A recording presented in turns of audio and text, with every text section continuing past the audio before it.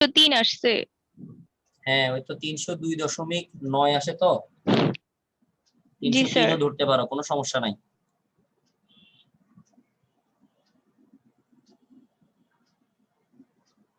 তাহলে এটা হচ্ছে তার কি কাল, পর্যায়কাল। এখন এই পর্যায়কালটাকে আমরা চাইলে কিসে নিয়ে যেতে পারবো, মিনিটে নিতে পারবো, চাইলে ঘন্টায় নিয়ে যেতে পারবো। যদি আমরা ঘন্টায় নেই তাহলে অবশ্যই তাকে 3600 দ্বারা ভাগ দিতে হবে। যদিও এখানে নেওয়ার দরকার নাই, তারপর আমি নিয়ে তোমাদেরকে একটা জিনিস দেখাবো এখানে, জাস্ট এই কারণে নিয়ে যাওয়া। 3600 দ্বারা ভাগ দিবা, তাহলে সে আওয়ার বা ঘন্টায় চলে যাবে। স্যার 23 আওয়ার 23.97 3.96 973, যত বেশি নিতে পারো সুবিধা। তোমরা দেখো আমি যেটা লিখছি সেটার সাথে মিলছে কিনা। 23.973 একটু উলটপালট হতে পারে। এটা হচ্ছে ঘন্টা, যেটাকে আমরা প্রায় কি বলতে পারি, 24 ঘন্টা বলতে পারবো না, জি স্যার প্রায় অথবা কাছাকাছি বলতে পারবো, 24 ঘন্টার কাছাকাছি। তাহলে কৃত্রিম উপগ্রহের যে ভিডিওটা আমি তোমাদেরকে দিছি সেখানে আমি একটা কথা বলছি, কথাটা ছিল এরকম, যদি কোনো উপগ্রহের পর্যায়কাল 24 ঘন্টা হয় তাহলে সেই উপগ্রহটিকে আমরা পৃথিবীর সাপেক্ষে স্থির বলে ধরে নিব, তখন সেটাকে আমরা বলবো ভূস্থির উপগ্রহ। তাহলে এটা সম্পূর্ণভাবে কিন্তু ভূস্থির উপগ্রহ হয় নাই, বাট ভূস্থির উপগ্রহের কি হয়েছে, কাছাকাছি যেতে পারছে। তাহলে সামান্য একটু পরিবর্তন আমরা এখানে দেখতে পাচ্ছি। আচ্ছা যাই হোক, প্রথম প্রশ্নে আমাকে পর্যায়কাল বের করতে বলছে, আমি পর্যায়কাল বের করে ফেলছি। পরের প্রশ্নটা আমাদেরকে কি বলছে একটু দেখো। উদ্দীপকে উল্লেখিত উপগ্রহটি একটি ভূস্থির উপগ্রহের ন্যায় আচরণ করে কি, গাণিতিকভাবে বিশ্লেষণ করো। এখানে একটা অ্যান্সার লিখছে ওরা, ওই অ্যান্সারটা আসলে যুক্তিপূর্ণ হয় নাই, মানে একটা ভুয়া চুয়া অ্যান্সার হয়েছে আর কি। এই ধরনের অ্যান্সার বা টেস্ট পেপারও যেভাবে দেওয়া আছে, যদি কেউ টেস্ট পেপার বা গাইড দেখো, কোথাও ভালো জিনিস লিখছে, কোথাও আজে বাজে লিখছে। আমি যেটা বলে দিচ্ছি তোমরা ওইভাবে লিখবা। প্রথম কথা হচ্ছে, ভূস্থির উপগ্রহ হতে হলে তাকে অবশ্যই 24 ঘন্টা হইতে হবে। এটা 24 ঘন্টা হয় নাই, 24 ঘন্টার কাছাকাছি একটা সময় পাইছে। তাহলে আমরা কি তাকে ভূস্থির উপগ্রহ বলতে পারবো? না স্যার না স্যার হ্যাঁ। তাহলে এবার আচরণ করে কি না, তোমাকে জাস্ট এই জিনিসটা জানতে চাইছে। তো আমরা বলে দিব প্রথমে, পরের প্রশ্নে, যে সে ভূস্থির উপগ্রহ হয় নাই, কারণ সেটা কি হয় নাই, নট ইকুয়াল টু 24 ঘন্টা।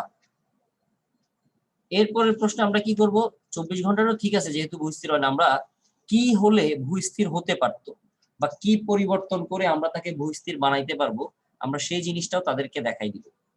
এখন তোমরা কেউ কি, আমি যে ভিডিওটা দিছি ওখানে আমি বলছি যে উপগ্রহের ক্ষেত্রে আমরা কি কি পরিবর্তন করতে পারি। স্যার বেগের পরিবর্তন, হ্যাঁ বেগের পরিবর্তন করতে পারি, উচ্চতার পরিবর্তন করতে পারি। আমরা এখানে উচ্চতা দিয়ে দেখাবো বেগের থেকেও, কারণ বেগ বের করতে গেলেও তোমার এইচ লাগবে। তোমরা যদি বেগের সূত্রটা দেখো, √gm/r+h, তোমার উত্তর ঠিক আছে যে তুমি বেগের পরিবর্তন করবা, বাট বেগের পরিবর্তনের জন্য তুমি যখন সূত্রটা লিখবা তখন তোমার নিচে r+h, অর্থাৎ কত উচ্চতায় তুমি বেগের বেগের মানটা চাচ্ছ সেই মানটাও তোমার দরকার হবে, কিন্তু সেটা তুমি কি করতে পারতেছো না। আছে আমাদের কাছে এইচ এর মান, প্রশ্নে যে এইচ আমাকে দিছে সে এইচ যদি বসায় তাহলে সেটা কি হচ্ছে না, ভূস্থির উপগ্রহ হচ্ছে না, বুঝতে পারবো না স্যার। হচ্ছে না। তাহলে এখন বানাইতে হলে তোমাকে এইচ এর মানের পরিবর্তন করতে হবে সামান্য হলেও, তাহলে এইচ বের করলে তুমি বেগের পরিবর্তনটাও বলতে পারবা। তো আমরা এই কারণে মনে রাখবো যে যদি কখনো আমরা পরিবর্তন করি, অর্থাৎ উপগ্রহের কোনো একটা মান বা ভ্যালু যদি আমরা পরিবর্তন করতে চাই, সেটা করতে পারবো হচ্ছে উচ্চতা, অর্থাৎ উচ্চতার পরিবর্তন ঘটাই আমরা তাকে বিভিন্ন হয় ভূস্থিতিতে নিতে পারবো, নাহলে নর্মালি তাকে আমরা রাখতে পারবো। কথা ক্লিয়ার? তাহলে আমরা এইচ এর মানটা তাকে বের করে দেখাবো যে এইচ এর মান এত হলে সেটা ভূস্থির হইতো। পরের প্রশ্নে, তাহলে প্রথমে ডিসিশন আমাদের কি, যে এটা ভূস্থির উপগ্রহ হয় নাই, কারণ এটা 24 ঘন্টা হয় নাই বরাবর।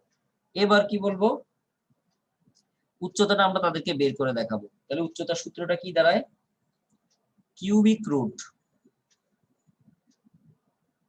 gm/t² / 4π², রুটের বাহিরে হচ্ছে -r, কেউ আর ভুলে -8টা রুটের ভিতরে দিয়ে না। এবার আমরা এখানকার মানগুলো একটু বসাই দিই। এই যে এখানেও বড় বড় ক্যালকুলেশন গুলো আসতেছে আমাদের 6.67 10 ইনভার্স 11 5.972 10 টু দি পাওয়ার 24 টি এর মান এখন আমরা কত বসাবো কে বলতে পারবা? 24 হ্যাঁ 24 hours এখন আমরা তাকে ভূস্থির করতে চাচ্ছি। তাহলে আগে সে যত উচ্চতায় ছিল তখন সে ভূস্থির হয় নাই। ভূস্থির করার জন্য আমাকে কত উচ্চতায় নিতে হবে? তাহলে এখানে আমরা 24 আওয়ার অর্থাৎ সেটাকে সেকেন্ডে কনভার্ট করে নিব। তাহলে 24 ইন্টু 3600 হবে 86400। তুমি যদি 24 ঘন্টাকে সেকেন্ডে নিয়ে যাও divided by 4 pi square minus R 6.4 10 to the power 6। ক্যালকুলেশনটা যে যার মতো করে ছোট ছোট ছোট ছোট করে নিতে পারো। যে পারবা সে একসাথে করবা, যে পারবা না সে আস্তে আস্তে করো ক্যালকুলেশনটা, কারণ এখানে ক্যালকুলেশনটা খুব ইম্পর্টেন্ট।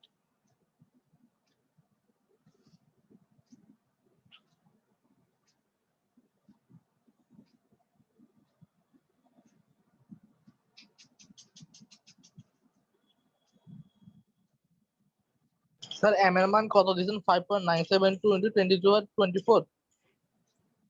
ওয়েট করো,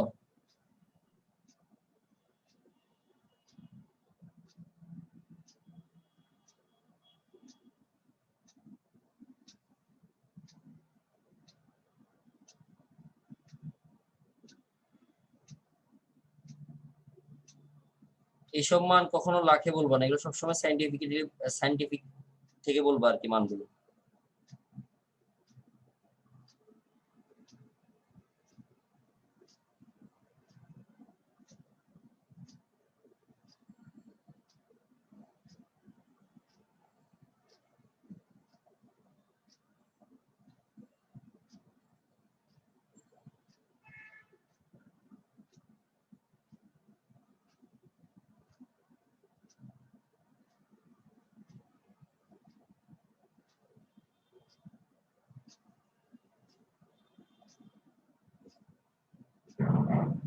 কত আসছে তোমাদের? কারো কি আসছে? যদি আসে একটু গ্রুপে দাও কত আসছে।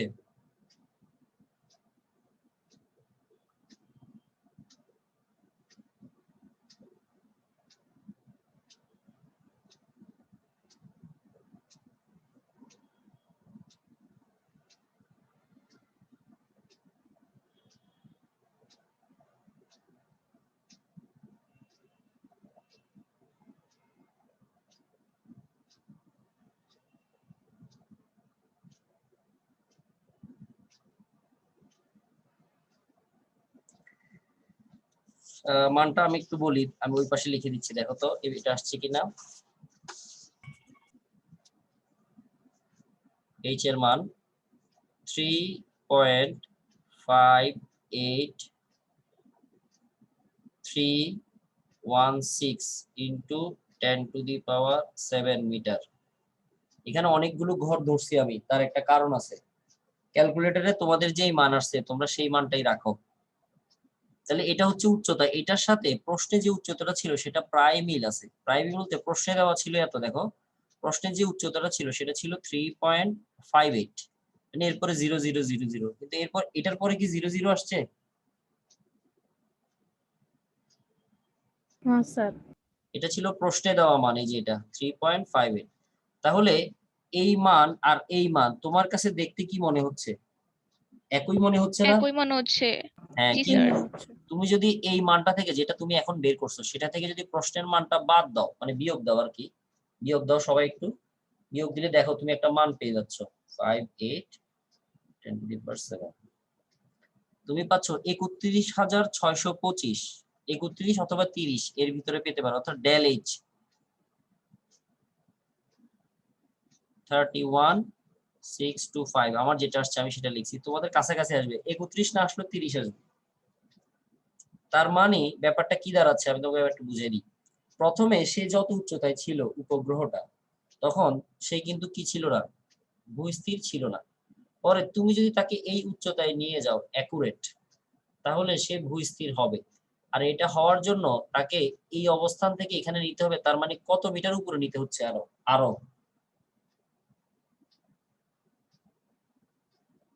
৩১,৬২৫ মিটার উপরে তাকে নিতে হচ্ছে। আর এই মিটারটাকে যদি তুমি ওইভাবে না বলে কিলোমিটারে বলো, তাহলে পৃথিবীর পৃষ্ঠ থেকে উচ্চতা কত বাড়াইতে হচ্ছে? তার 1 কিলোমিটার বাড়াইতে হবে আরো। 31 কিলোমিটার। যদি বাড়াও বা বৃদ্ধি করো, আমি পয়েন্টের পরের অংশটা ধরলাম না, যদি 31.625 হওয়ার কথা আমি সেটা ধরলাম না, তাহলে 31 কিলোমিটার আরো বৃদ্ধি করতে হবে। যদি করো তাহলে সে কিসে রূপান্তরিত হবে? কৃত্রিম উপগ্রহে রূপান্তরিত হবে। বুঝা গেছে এতটুকু পর্যন্ত? যদি কারো কোনো সমস্যা থাকে অবশ্যই গ্রুপে জানাবা যে আমি এখানে বুঝি নাই, ওখানে বুঝি নাই, কেন এটা লিখছেন স্যার এটা বুঝি নাই। তাহলে এটা যদি বুঝে থাকি আমরা, এরপরের প্রশ্নটাতে আমরা যাই। আশা করি এটা সবাই বুঝতে পারছে। এবার এরপরের প্রশ্নটা, অর্থাৎ আগের প্রশ্নটা 19 নম্বর প্রশ্নে আমরা যাচ্ছি। 19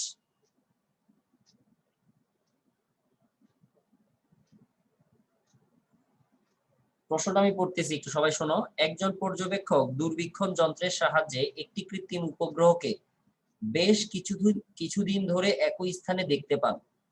তাহলে তোমরা কি কেউ বলতে পারবা এই যে ও একই জায়গায় দেখতেছে, তার মানে ওই উপগ্রহটা তার সাপেক্ষে কেমন উপগ্রহ?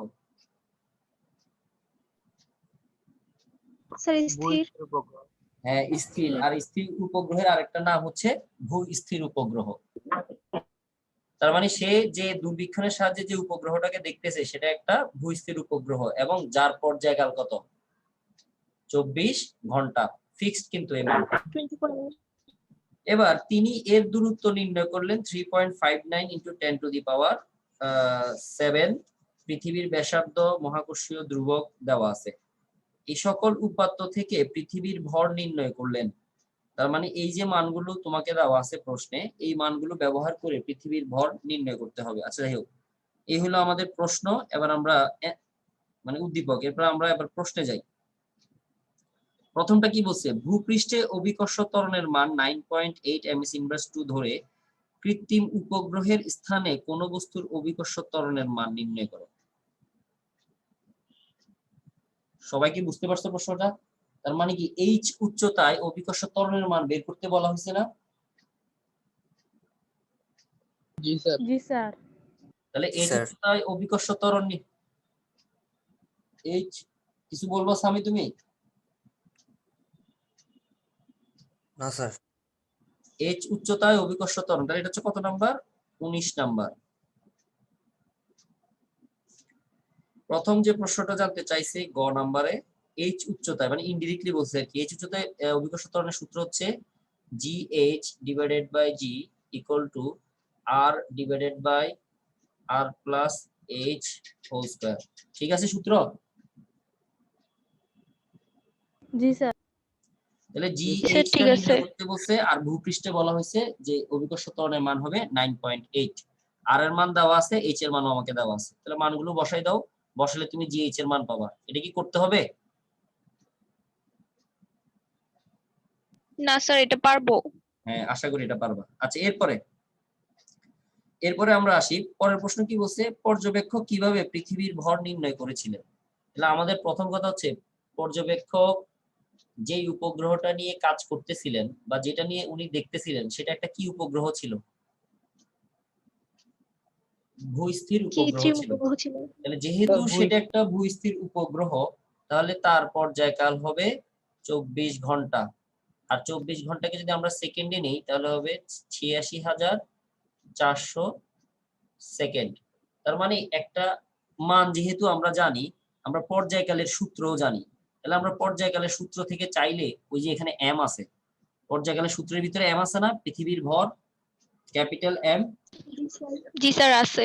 সেখান থেকে চাইলে আমরা এমটাকে বের করে নিয়ে আসতে পারবো। তাহলে পর্যায়কালের সূত্রটা আমরা লিখি, ওখান থেকে আমরা এম এর মানটা বের করব। তিনি এইভাবেই নির্ণয় করছিলেন, বলে দিব আর কি। তাহলে পর্যায়কালের সূত্রটা আমরা সবাই লিখি, √ আগেরটা 4π² R+H³ / GM। দুই পাশে স্কয়ার করে দাও, তাহলে জি এম টি স্কয়ার সমান 4 পাই স্কয়ার আর প্লাস এইচ হোল কিউব। সেখান থেকে জাস্ট এম কে রেখে বাকি সবাই ওই পাশে নিয়ে যাই, নিয়ে গিয়ে আবার শুধু মান বসাবা, মান বসাই ক্যালকুলেটরে ক্যালকুলেশন করলেই তুমি পেয়ে যাবা জি টি স্কয়ার। এবার জাস্ট মানগুলো বসাই দাও, মানগুলো বসিয়ে ক্যালকুলেশনটা করো, সবাই করো ক্যালকুলেশনটা।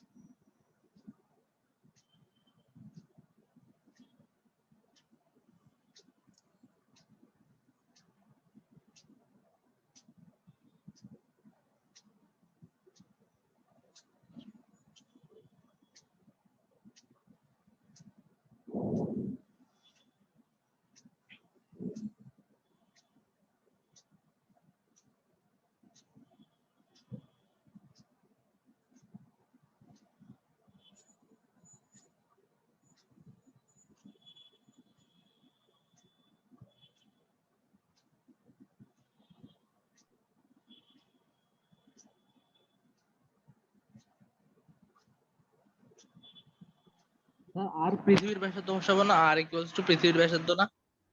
হ্যাঁ, পৃথিবীর ব্যাসার্ধ, ক্যাপিটাল আর মানে পৃথিবীর ব্যাসার্ধ। 6.001 ইনটু 10 টু দি পাওয়ার 24 আসছে আমার। 6.001 ইনটু 10 টু দি পাওয়ার 24, ভরের একক হচ্ছে কেজি। আমার এটা আসছে, দেখো তোমাদেরও আসে কিনা। জি স্যার। আসছে সবার?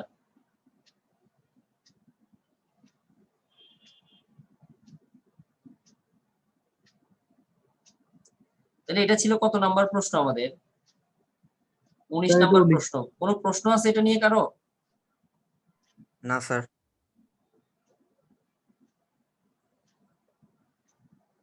আচ্ছা, যদি না থাকে তাহলে তো ভালো। এবার আমরা আসি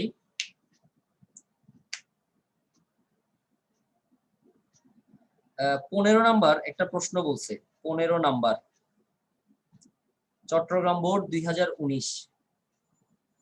উদ্দীপকটা আমি পড়তেছি। পৃথিবীর ভর ও ব্যাসার্ধ যথাক্রমে দেওয়া আছে। এর পৃষ্ঠে অভিকর্ষ ত্বরণ 9.8, মহাকর্ষীয় ধ্রুবক দেওয়া আছে। এর পৃষ্ঠ থেকে একটি উপগ্রহকে এত কিলোমিটার উচ্চতায় তোলা হলো। আচ্ছা, প্রথম প্রশ্ন বলছে পৃথিবীর পৃষ্ঠ থেকে কত উচ্চতায় উপগ্রহের ওজন পৃথিবীর পৃষ্ঠের ওজনের 80% হবে। তাহলে এখন এই যে প্রশ্নটা আমাদেরকে করছে, এখানে আমাদেরকে কয়েকটা জিনিস আগে একটু বুঝে নিতে হবে। সেটা হচ্ছে বস্তুর ওজন কেন পরিবর্তন হয়, কার কারণে বস্তুর ওজন পরিবর্তন হয়। স্যার জি এর প্রভাব কমে গেল। এই যে প্রভাব, অভিকর্ষ ত্বরণ জি এর কারণ, কারণ এম এর মান, কারণ এম এর মান সব জায়গায় কি সমান। তাহলে এম এর মান পরিবর্তন হওয়ার মতো এখানে তেমন কিছু নাই। তাহলে পরিবর্তন যেটা হচ্ছে সেটা হচ্ছে অভিকর্ষ ত্বরণ। তার মানে ইনডিরেক্টলি তোমাকে কথাটা বলা হয়েছে পৃথিবীর পৃষ্ঠ থেকে কত উচ্চতায় অভিকর্ষ ত্বরণ পৃথিবীর পৃষ্ঠের অভিকর্ষ ত্বরণের কত পার্সেন্ট, 80%। তার মানে ওজনটা তোমাকে 80%। একটু ঘুরাই বলছে, মানে তুমি নিজে বুঝতেছো কিনা। তাহলে ওজন চেঞ্জ হয় শুধুমাত্র কার কারণে, অভিকর্ষ ত্বরণ জি এর কারণে। জি এর কারণে।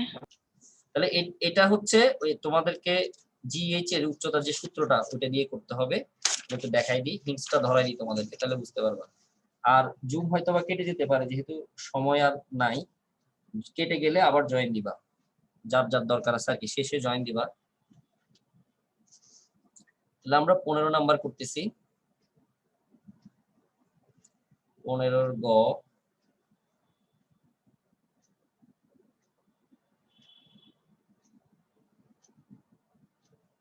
তাহলে প্রথমে যে কথাটা বলছি আমরা ওইটা দিয়েই বলবো যে ওজন কত উচ্চতা। তাহলে উচ্চতায় ওজন যেটা সেটা হবে এম জিএইচ। এম জিএইচ লিখছি যেহেতু উচ্চতা বুঝাইছে। আর পৃথিবীর পৃষ্ঠে হলে হবে এম জি।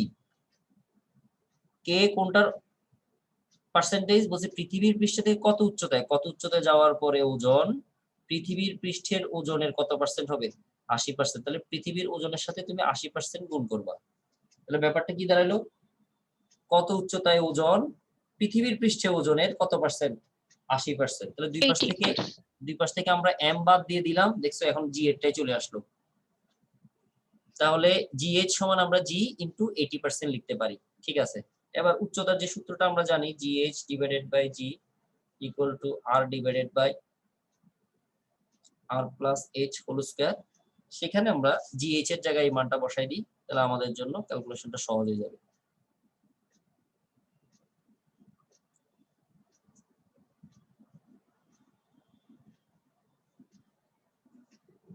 জি চলে গেল, 80% এর পরিবর্তে কত বসানো যায়? 0.8।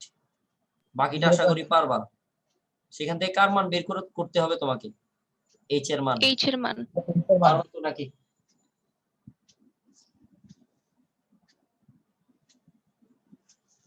এই অংশটা পরেরটা ক্যালকুলেশন তোমরা করবে আর কি। স্কয়ারটা এই পাশে চলে আসবে, তাহলে রুট হবে r divided by r plus h হবে, তারপর r গুণ করবা, সেখান থেকে h এর মানটা বের করে নিয়ে আসবে।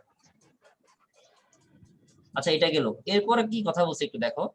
উদ্দীপকে উৎক্ষেপিত উপগ্রহটি চাঁদের মতো উপগ্রহ হবে কিনা।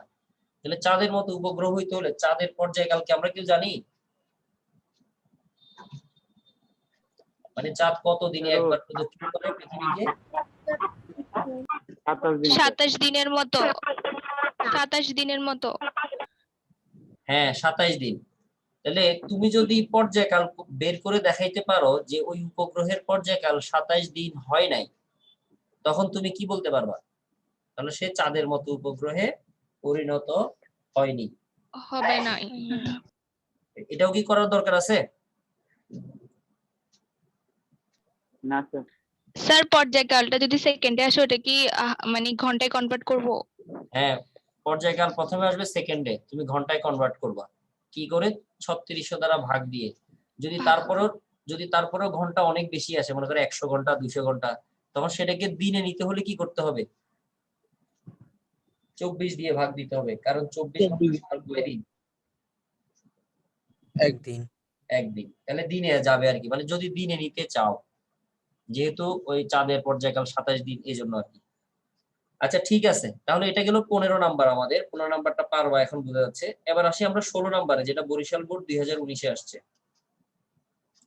উদ্দীপকটা আমি পড়তেছি, হয়তো মাঝখানে কেটে যেতে পারে, আবার জয়েন দিবা।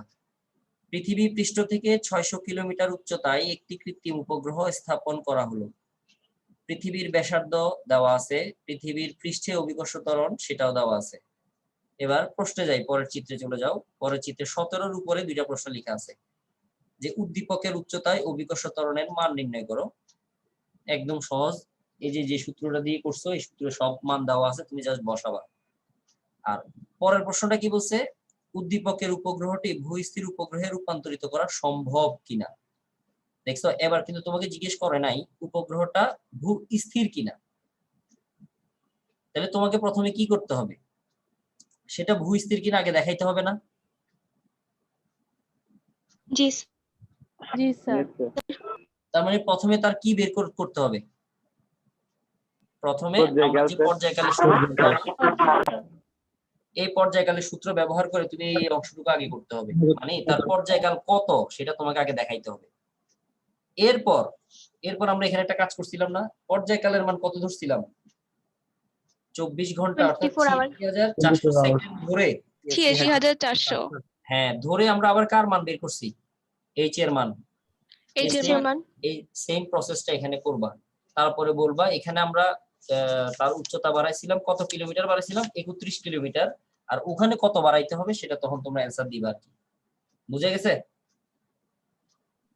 জি স্যার। স্যার তাহলে আমাদের 16 নাম্বার 17 নাম্বার দুইটাই গেল, মানে দুইটাই এখন পারবা আর কি।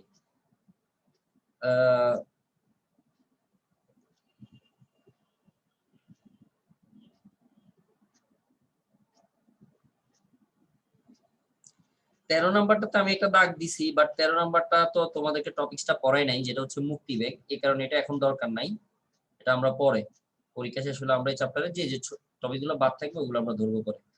এরপর আসতেছে 11 নাম্বার যে প্রশ্নটা তোমরা দেখতে পাচ্ছ, Chittagong board, Rajshahi board, Comilla board, Chittagong board, Jessore board 2018। এখানে একটা চিত্র দেওয়া আছে, চিত্রের মানগুলো কি তোমরা বুঝতেছো? কেউ মানে বুঝতেছো না এরকম কেউ আছো নাকি?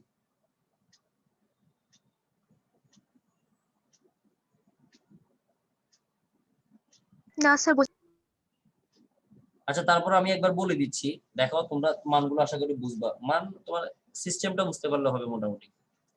বলতেছে প্রথমে একটা গ্রহ ছিল বা একটা গ্রহ আছে, ধরে নাও তুমি পৃথিবীর মতো।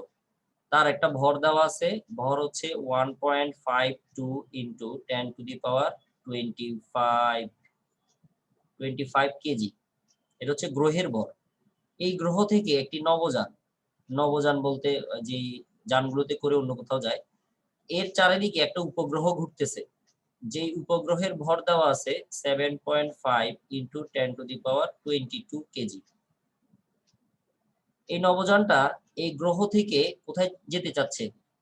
উপগ্রহে যেতে চাচ্ছে। এবং এই গ্রহের কেন্দ্র থেকে উপগ্রহের দূরত্বটাও তোমাকে দেওয়া আছে, 4.5 ইন্টু 10⁸ মিটার। এই মানগুলো তোমাকে দেওয়া আছে। এখন প্রথম যে প্রশ্নটা তোমাকে বলছে সেটা হচ্ছে উপগ্রহটির বেগ নির্ণয় করো। এখানে যে উপগ্রহটা, তার বেগ নির্ণয় করতে বলেছে। তাহলে আমি পুরো ব্যাপারটা তোমাকে আরেকবার বলতেছি। তুমি মনে করো এটা পৃথিবী, পৃথিবীর চারিদিকে চাঁদ ঘুরতেছে। চাঁদ হচ্ছে পৃথিবীর একটি প্রাকৃতিক উপগ্রহ। পৃথিবী থেকে একটা নবযানের মাধ্যমে আমরা চাঁদে যেতে চাচ্ছি। পৃথিবী থেকে চাঁদের দূরত্ব 4.5 ইন্টু 10⁸। এই মানগুলো আমাদেরকে দেওয়া আছে। এই মানগুলো দিয়ে আমাকে প্রশ্নে বলতেছে, প্রথম প্রশ্নে বলছে গ নাম্বারে উপগ্রহটির বেগ নির্ণয় করো। তাহলে উপগ্রহের বেগের সূত্র কি মনে আছে? v = √/r gm by r GM/r+h হ্যাঁ, gm/r+। এখানে তুমি যে উপগ্রহের বেগটা নির্ণয় করবা, এখানে যে ভরটা, এটা কার ভর? এটা কি উপগ্রহের ভর নাকি পৃথিবীর ভর? গ্রহের ভর গ্রহের ভর না? না, সেটা হবে ও যাকে কেন্দ্র করে ঘুরতেছে তার ভর। তাহলে এই উপগ্রহটা এই গ্রহটাকে কেন্দ্র করে ঘুরতেছে, অথবা চাঁদ পৃথিবীকে কেন্দ্র করে ঘুরতেছে। ভর হবে পৃথিবীর, অথবা এর জন্য হবে গ্রহের ভর। অর্থাৎ গ্রহের ভর বলতে কত হবে? 1.52 ইন্টু 10⁻24। অর্থাৎ সে যাকে কেন্দ্র করে ঘুরবে তার ভর এটা। স্যার প্রশ্নের মধ্যে যে ভরটা দেওয়া থাকবে ওইটা না স্যার? এখানে দুইটা ভরই দেওয়া আছে তোমাকে। এখানে এই উপগ্রহটা এই গ্রহটাকে অথবা চাঁদ পৃথিবীকে কেন্দ্র করে ঘুরতেছে, এই কারণে সেটা হবে পৃথিবীর ওর ভর না, ওর ভরের উপর ডিপেন্ড করবে না।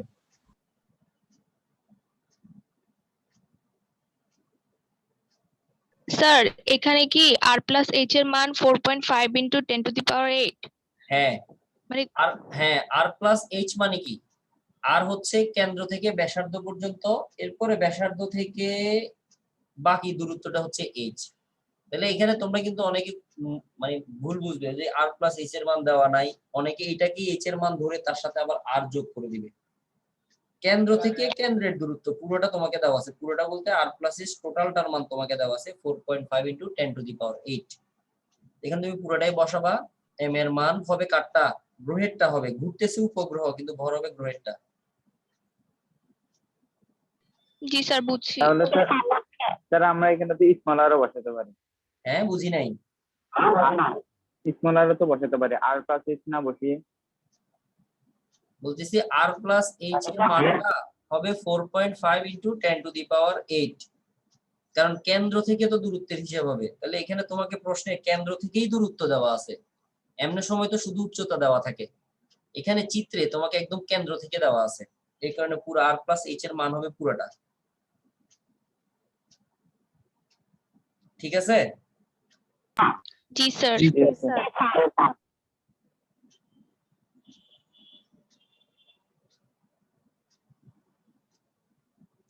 তাহলে ভর কত হবে? ভর হবে গ্রহেরটা। গ্রহের কত? 1.52 ইন্টু 10⁻24 হবে। 23। স্যার 25 গ্রহের ভর স্যার। কেন হবে? হ্যাঁ, স্যার উপগ্রহের ভর হবে না, যেহেতু বেগটাও না না না, এই সূত্রটা যেখান থেকে আসছে ওটার একটা প্রতিপাদন আমি করে দিছিলাম। সেখানে যদি তুমি দেখতা তাহলে তুমি ব্যাপারটা বুঝতা। গতকাল যে ভিডিওটা লাস্টে দিছি, কি করছি আমরা? এ আর এ যে আকর্ষণ বল, সেই আকর্ষণ বলকে আমরা কি বলি? মহাকর্ষ বল। F = G_M r²। এটা হচ্ছে নিউটনের মহাকর্ষীয় সূত্র। এই বলে গ্রহটা উপগ্রহটাকে তার কাছে টানতেছে, দূরত্ব হচ্ছে তার কেন্দ্র থেকে তার কেন্দ্রের দূরত্ব। এখন তাহলে কি ও আমার কাছে চলে আসতেছে, মানে গ্রহের কাছে কি চলে আসতেছে আকর্ষণের কারণে? না স্যার। কেন না, আসে না স্যার। মনে আছে? কারণ হচ্ছে যে এই যে ঘুরতেছে, ঘুরলে তার কেন্দ্রের বাহিরের দিকে আরেকটা বল তৈরি হয়, যেটাকে আমরা বলি কেন্দ্র বিমুখী বল। আর ওই কেন্দ্র বিমুখী বলটা এই পৃথিবীর বল গ্রহের আকর্ষণ বলটাকে নাকচ করে দেয়, অর্থাৎ দুইটা সমান হয়ে যায়। তাহলে এটা সমান যদি কেন্দ্র বিমুখী বল হয়, অর্থাৎ এফসি প্রাইম হয়, অর্থাৎ এফসি প্রাইমের সূত্র আমরা কি বলি, M V square divided by R. তাহলে এই কেন্দ্র বিমুখী বলটা কি গ্রহের কারণে হয় নাকি উপগ্রহের কারণে হচ্ছে? উপগ্রহ ঘুরতেছে বলেই তো তার মধ্যে কেন্দ্র বিমুখী বলটা তৈরি হয়েছে। এই কারণে এখানে ভর মানে কেন্দ্র বিমুখী ভর হচ্ছে উপগ্রহেরটা, তাহলে স্মল এম চলে যাচ্ছে। তাহলে এই ক্যাপিটাল এমটা কার?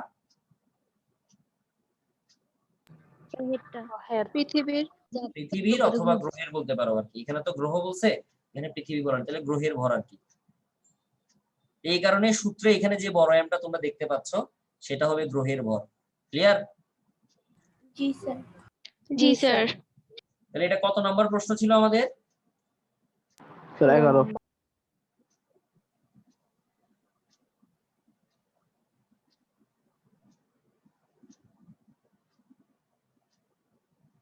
11 নাম্বারটা। তাহলে 11-3 তুমি এইভাবে এই সূত্র দিয়ে বেগটা নির্ণয় করে নিয়ে আসবা। আচ্ছা গেল।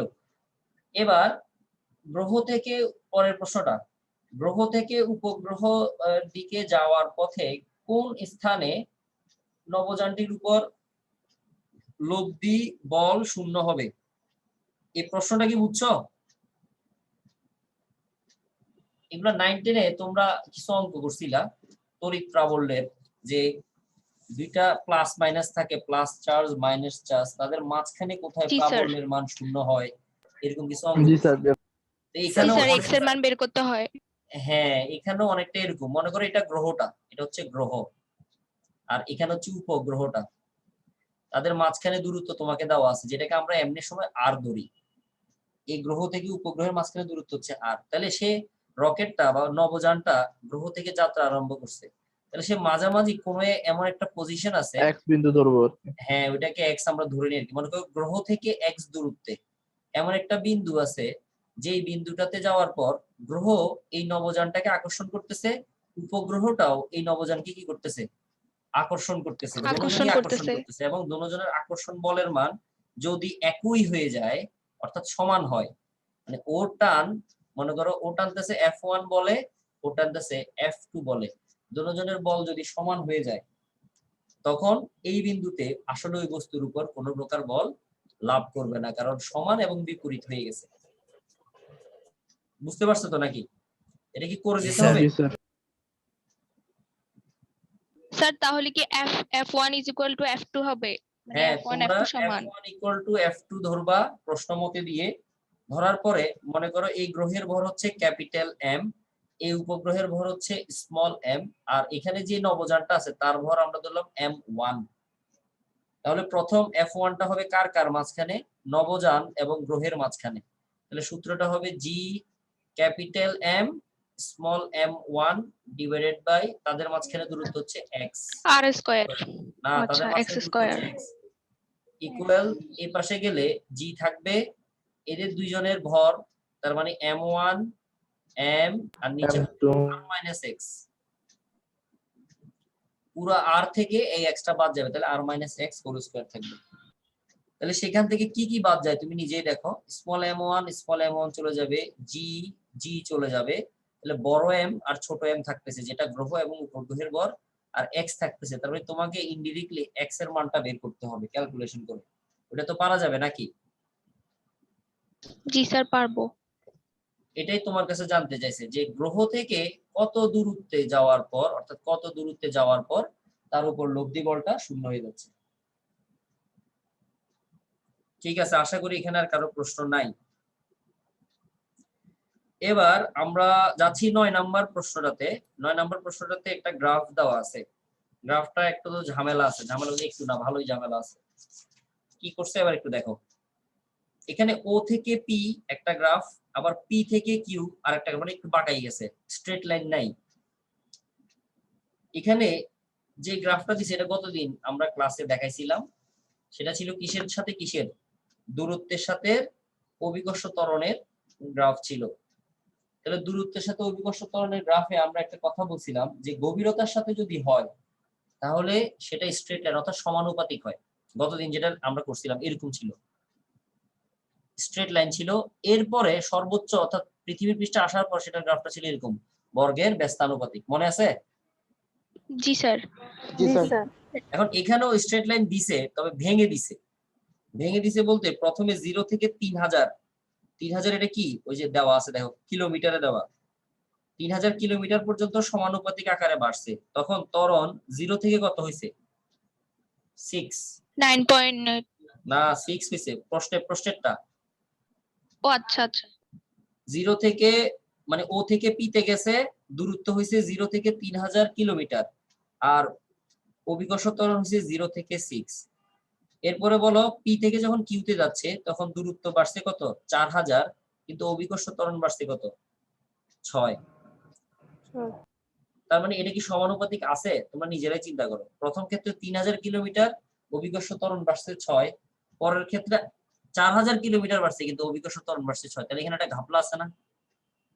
জি স্যার। তাহলে কি কারণে এই পরিবর্তনটা হতে পারে? যদি আমরা মানে এমনি তোমাকে জিজ্ঞেস করা হয় যে কি কারণে এরকম চেঞ্জ হতে পারে, অভিকর্ষ ত্বরণের সাথে এই যে দূরত্বের নাই কেন, এটা কি বলে মানে সম্পর্কটা সমানুপাতিক আকারে নাই কেন, অর্ধেক আছে বাকি অর্ধেক নাই কেন, কি বলতে পারো? বেগের পরিবর্তন। যে পরিবর্তন বলছো বুঝি নাই। বেগ স্যার মানে ব্যাসার্ধের বেগ। পরিবর্তন। না না না, ব্যাসার্ধ তো সেম আছে। ওই যে ব্যাসার্ধ কত এখানে, যে গ্রহটা এই লেখচিত্রটা তোমাকে দেওয়া আছে, ব্যাসার্ধটা হচ্ছে 7000। কিভাবে বুঝছো? 7000। কারণ 7000-এ যাওয়ার পরেই কিন্তু তার অভিকর্ষ ত্বরণের মান সর্বোচ্চ হয়েছে, যেটার মান কত, 12। তোমরা কি আমার কথা বুঝতে পারছো আমি কি বলছি? আমি আবার বুঝাই দেখো একটু। আগে পৃথিবীরটা দেখো। পৃথিবীর ক্ষেত্রে আমরা কি বলতাম, এটা ছিল কেন্দ্র, কেন্দ্র থেকে উঠতে উঠতে উঠতে উঠতে যেখানে আসছে, যেখানে আসার কারণে অভিকর্ষ ত্বরণ একদম সর্বোচ্চ হয়েছে, সেই দূরত্বটাকে আমরা কি বলছি, পৃথিবীর পৃষ্ঠ বলছি না এই জায়গাটা? জি জি স্যার। Sir sir. পৃথিবী পৃষ্ঠ।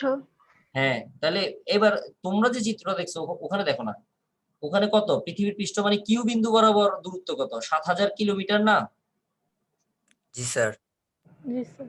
হ্যাঁ, তাহলে এই যে পরিবর্তনটা হচ্ছে বেসিক্যালি ঘনত্বের কারণে। আমরা তো পৃথিবীর ঘনত্বকে কি ধরে নিয়েছিলাম মনে আছে? ধ্রুবক। গড় গড় ঘনত্ব। বলছিলাম এক এক জায়গায় ঘনত্ব তো এক এক রকম, ঠিক আছে, কিন্তু আমরা কি করছিলাম, সবগুলো মিলে একটা গড়, গড় ধ্রুব। গড় যেটাকে গড় আমরা ঘনত্ব। বলতেছি যে সব জায়গায় এটাই আছে বলে আমরা ধরে নিছি, কিন্তু যদিও এরকম হয় না। এখন যে গ্রহটার কথা ওরা বলতেছে, এই গ্রহটার তুমি যখন কেন্দ্র থেকে 3000 কিলোমিটার পর্যন্ত আসবা তখন তার ঘনত্ব একরকম। 3000 থেকে যখন আরো 4000 অর্থাৎ 7000 পর্যন্ত আসবা তখন তার পুরোটারই ঘনত্ব চেঞ্জ হয়ে গেছে। এরকম হইতে পারে না? মনে করো যেমন সূর্য, সূর্য তো প্রথমে অনেক মানে ভিতরের যে অংশটা সেটা অনেক কঠিন থাকে, যত উপরে ওঠে সেটা আস্তে আস্তে তরল হয়, যত উপরে উঠবে আস্তে আস্তে গ্যাস হয়। তাহলে এই কারণে আমরা সূর্যের পৃষ্ঠে যদি তাকাই বা কেউ যদি যায় তখন সে শুধুমাত্র গ্যাস গুলো দেখতে পারবে। তার মানে তার লেয়ার অনুযায়ী অথবা দূরত্ব অনুযায়ী তার ঘনত্বটা খুব বেশি পরিবর্তন হয়ে গেল না? জি স্যার। স্যার তো আমরা আমরা বলতে পারি আর কি এই ঘটনাটা তার কি জন্য হয়েছে, তার ঘনত্বের কারণে হয়েছে। তার মানে চিত্রটা যদি আমরা একটু আঁকি, চিত্র থেকে আমি 4 নাম্বার প্রশ্নের কথা বলতেছি। 4 নাম্বার প্রশ্নে তুমি কি করতে পারবা, তোমাকে বলছে ও পি ও কিউ একই সরল রেখায় না হওয়ার কারণ কি হতে পারে বলে তুমি মনে করো। ধরো যে ঘনত্বের কারণে, এবং ঘনত্বটা আমরা বের করে দেখাবো। তাহলে ঘনত্ব বের করতে হলে আমাদের হাতে কি লাগবে, ভর লাগবে না? জি জি স্যার। স্যার। আমার কথা তো বুঝতে পারছো নাকি? দেখিও, আবার না বুঝতে পারলে আমাকে বলিও।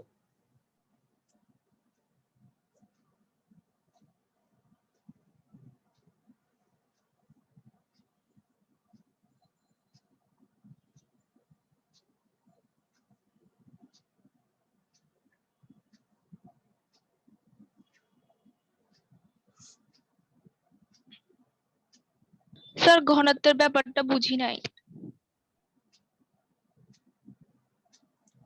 বলতেছি যে অভিকর্ষ ত্বরণ তো ভরের উপরও ডিপেন্ড করে, যেমন অভিকর্ষ ত্বরণের সূত্র আমরা কি জানি, gm divided by R square. তাহলে ব্যাসার্ধ তো একটা গ্রহের ব্যাসার্ধ ফিক্স, তাহলে জি এর মানও ফিক্স। তাহলে জি এই অভিকর্ষ ত্বরণের মান চেঞ্জ হবে কার কারণে? ভরের কারণে হওয়ার কথা না? ভরের কারণে। এখন জি টোটাল, স্যার। আমরা তো টোটাল ভর ধরছি, টোটাল গ্রহটার ভর, সেটা তো আর চেঞ্জ হতে পারে না, পারে?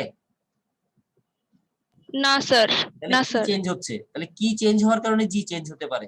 দেখো এবার কি কিসের কারণে হতে পারে। আমরা গতদিন এম এর পরিবর্তে লিখছিলাম রো ভি, রো এর পরিবর্তে রো, ঠিক আছে, ভি এর পরিবর্তে লিখছি 4/3 পাই আর কিউব। এরকম লেখার পরে যখন এম এর মানটা বসাইছি, বসায় আমরা এরকম আনছিলাম যে জি 4/3 পাই রো জি আর, এরকম ছিল না? এম এর মান জি স্যার। বসানোর জি পরে স্যার। আর কি, তখন আমরা বলছিলাম যে ব্যাসার্ধের সাথে জি হচ্ছে কেমন সমানুপাতিক। গভীরতার অংশটা যখন তোমাদেরকে পড়াইছিলাম তখন বলছিলাম যে ব্যাসার্ধের সাথে অভিকর্ষ ত্বরণ জি হচ্ছে সমানুপাতিক।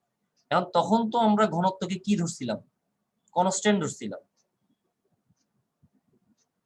কিন্তু এখান কি ঘনত্ব কনস্ট্যান্ট আছে? ব্যাসার্ধ তো ফিক্সড, ব্যাসার্ধকে আমরা এখানে চেঞ্জ করতেছি, ব্যাসার্ধ 7000 7000ই তো আছে। তো ব্যাসার্ধে ধ্রুবক ধরে আমরা এবার কাকে চেঞ্জ করতেছি?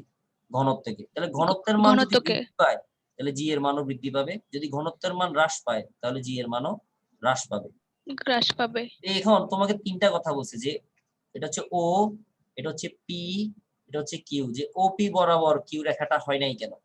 কেন সেটা একটু চেঞ্জ হয়ে গেছে, তার কারণ আমরা বলবো যে ও থেকে যখন পি তে গেছে তখন একরকম ঘনত্ব ছিল, আর যখন পি থেকে কিউতে গেছে তখন ঘনত্বের মান কি হয়ে গেছে? অন্য আরেকটা হয়ে গেছে বা অপর আরেকটি হয়ে গেছে। বলতে পারবো না? জি স্যার। বের করবা কিভাবে? যখন কিউ পি বিন্দুতে ঘনত্ব বের করবা তখন জি এর মান, পি বিন্দুতে জি এর মান কত? 6, ঠিক আছে? জি স্যার। জি স্যার। আর আর এর মান কত হবে তখন? আর মানে দূরত্ব তখন কত হবে? 3000 3000 কিলোমিটার। আচ্ছা, আমি একটা বের করে দেখাই তোমাকে। রো সমান কি লেখা যায়? রো সমান, রো কে রেখে ওই পাশে নিয়ে যাই, 3g divided by 4 pi capital G R. কোন বিন্দুতে বের করতেছি আমরা? পি বিন্দুতে। তাহলে পি বিন্দুতে সবগুলো মান বসাই দাও। পি বিন্দুতে জি এর মান কত? 6, 4 পাই, জি এর মান 6.673। যেহেতু এখানে জি এর মান দেওয়া নেই, আমরা যেটা জানি ওইটা বসাবো, 10 ইনভার্স 11। আর আর এর মান কত বসবে? পি বিন্দুতে আর এর মান বা দূরত্বের মান কত? 3000 কিলোমিটার। তাহলে 3000 সাথে আরো 1000, যেহেতু কিলোমিটারে দেওয়া আছে মিটারে নিয়ে গেলাম। বসাও, বসালে তুমি এখান থেকে একটা কি পাবা? ঘনত্ব পাবা না? জি স্যার। জি স্যার, রো এর মান পাবো। হ্যাঁ, একটা ঘনত্ব পাবা, সেটা হচ্ছে ও থেকে পি পর্যন্ত, যেটা স্ট্রেট লাইন ছিল। এরপরে পি থেকে এবার তুমি কিউ বিন্দু তার একটা ঘনত্ব বের করবা, যেখানে জি এর মান হবে 12 আর দূরত্ব মানে আর এর মান হয়ে যাবে কত? 7000 7000 কিলোমিটার। 7000 হয়ে যাবে আর কি, মানে 7000 ইন্টু 1000, 7000 সেটাকে মিটারে নিয়ে যাবা। তাহলে আরেকটা ঘনত্ব পাবা। তার মানে তার ঘনত্বটা পরিবর্তন হয়েছে বলে আকর্ষণটা কমে গেছে, বা আকর্ষণটা একই অনুপাতে বৃদ্ধি পায় নাই।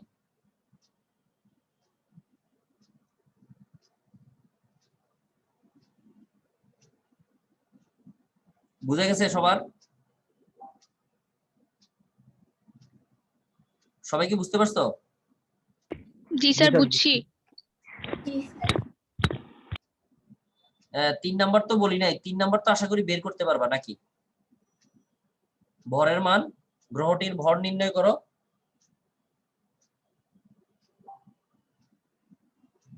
গ্রহটির ভর নির্ণয় করো, কোন সূত্র দিয়ে করবা? এই যে এটা দিয়ে করতে পারো চাইলে। পি বিন্দুতে অথবা কিউ বিন্দুতে, যে কোনো এক বিন্দু থেকেই তুমি চাইলে গ্রহের ভরটা নির্ণয় করতে পারো। মনে করো আমরা কিউ বিন্দু থেকে করতেছি, কিউ বিন্দুতে জি এর মান হচ্ছে 12, কিউ বিন্দুতে ব্যাসার্ধ হচ্ছে কত? 7000। জি এর মান তো জানো, সেখান থেকে তুমি চাইলে এম এর মানটা বের করে নিয়ে আসতে পারো, যেটা আমরা গ্রহটির ভর বলতে পারি। ঠিক আছে, বুঝতে পারছো তোমরা? জি জি স্যার। স্যার। আশা করি কিছুটা হলেও বুঝতে পারছো। এরকম আরো কয়েকটা আমি মার্ক করে দিছি বইতে, তোমরা একটু কষ্ট করে ওগুলো একটু দেখে নিও, ঠিক আছে? জি স্যার। তারপরে যদি প্রবলেম থাকে আমাদের পরীক্ষার আগে যে বন্ধ আছে ওই বন্ধে আমরা ক্লাস নিব আর কি। স্যার এই চ্যাপ্টারের জন্য আমাদের এক্সামে মানে কি কি পড়তে হবে একটু বলেন। 3টা টপিকস লাগে আমাদেরকে এখানে। একটা হচ্ছে আমরা অলরেডি 2টা টপিকস পড়াই ফেলছি, এই যে আজকে যেটা অঙ্ক করাইলাম কৃত্রিম উপগ্রহ, খুব ইম্পর্টেন্ট, সবচেয়ে বেশি প্রশ্ন আসে এখান থেকে। আরেকটা অংশ আগের দিন যেগুলো আমরা করাইছি, উচ্চতায় গভীরতায় গেলে উচ্চতা অভিকর্ষ- গভীরতা। হ্যাঁ অভিকর্ষ ত্বরণের মান যে পরিবর্তন হয়। আর মুক্তিবেগ আছে একটা অংশ, এটা ছোট একটা অংশ, ওটা পড়াইতে পারি নাই আমি এখনো। এই 3টা অংশ থেকে ম্যাক্সিমাম সময় প্রশ্ন আসে আর কি।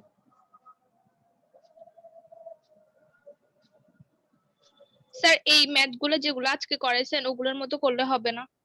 এগুলোর মানে মতোই আসবে, এগুলার এগুলোর মতোই আসবে। আর কাজ শক্তি ক্ষমতাতে আমি তোমাদেরকে টোটাল ব্যাপারটা বলে দিই পরীক্ষার। প্রথম হচ্ছে নিউটনীয় বলবিদ্যা। নিউটনীয় বলবিদ্যায় তোমরা তো পরীক্ষা দিছোই, ক্লাস টেস্ট, তোমরা জানো কি ধরনের প্রশ্ন হতে পারে।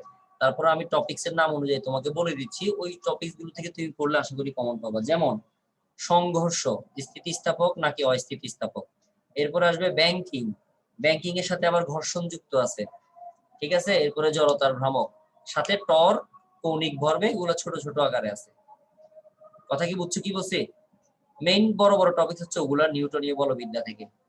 এরপরে যদি কাজ শক্তি ক্ষমতাতে আসো, কাজের ক্ষেত্রে আমরা অভিকর্ষের বিপক্ষে কাজের কথা বলছি। তারপরে এটাকে কি বলা হয়, যে স্তম্ভ তৈরি, স্প্রিং। এরপরে সরল দোলক দিয়ে কাজ করলাম। এরপরে হচ্ছে কুয়া খালি করার জন্য পাম্প যে ব্যবহার করতেছি। মোটামুটি এখানে এই অল্প কয়টাই। আর মহাকর্ষ অভিকর্ষে কি আছে এটা তো মাত্র বললামই তোমাকে, 3টা টপিকস আছে, আশা করি এর ভিতর থেকে চলে আসবে। আর মহাকর্ষ অভিকর্ষের যে অংশগুলো বাকি আছে এগুলো আমরা পরীক্ষা শেষে আবার ওখান থেকে স্টার্ট করব, ঠিক আছে? জি স্যার। ঠিক আছে, আজকে তাহলে এতটুকু পর্যন্তই থাকবে।